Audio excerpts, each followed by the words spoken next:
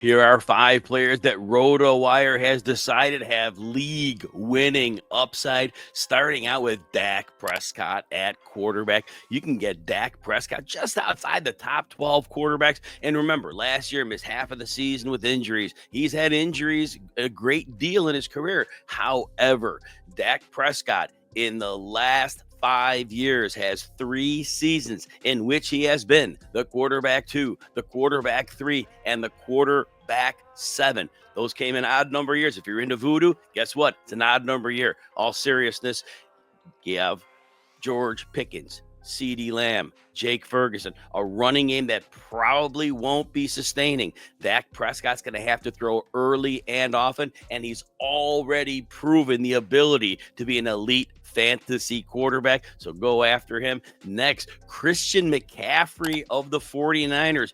McCaffrey's going about running back 5, and I get it. He's been injured. If you take the long angle in the last 5 years, and 3 of those seasons, he's missed at least half the season. That is a problem. If you take the short angle, you'll see in the last 3 years, though, McCaffrey has played a full season in 2 of those 3 years, and last year's Achilles injury did not seem to be football related. McCaffrey's fully healthy now, and based on the last 3 years, there is little reason to expect he's getting injured again. That said, remember, in the 4 seasons that McCaffrey has been healthy, he has been either the overall running back 1 or the overall running back 2, and nobody has that resume in fantasy football, playing in a Kyle Shanahan offense that will definitely use him as a runner and a receiver. McCaffrey carries risk, but he can easily win your fantasy league for you.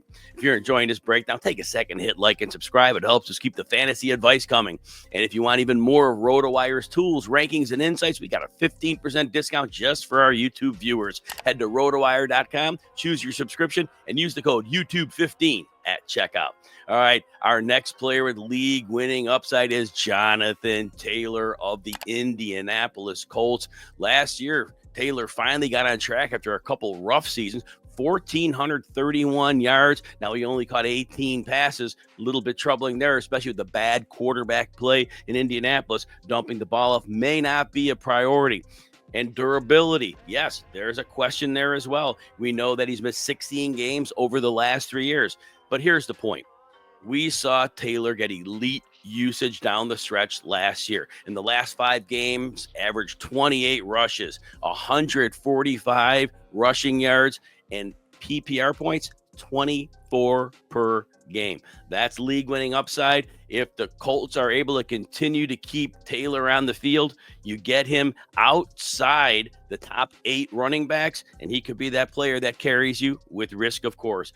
Breece Hall of the New York Jets is next, and it was a disappointing 2024 season for Breece Hall.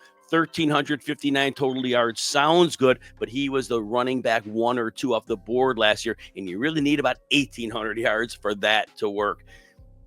Breece Hall struggled in terms of breaking tackles, getting yards after contact. He was below the 50th percentile in both, and it looked like it's a player who, for some crazy reason, declined out of nowhere.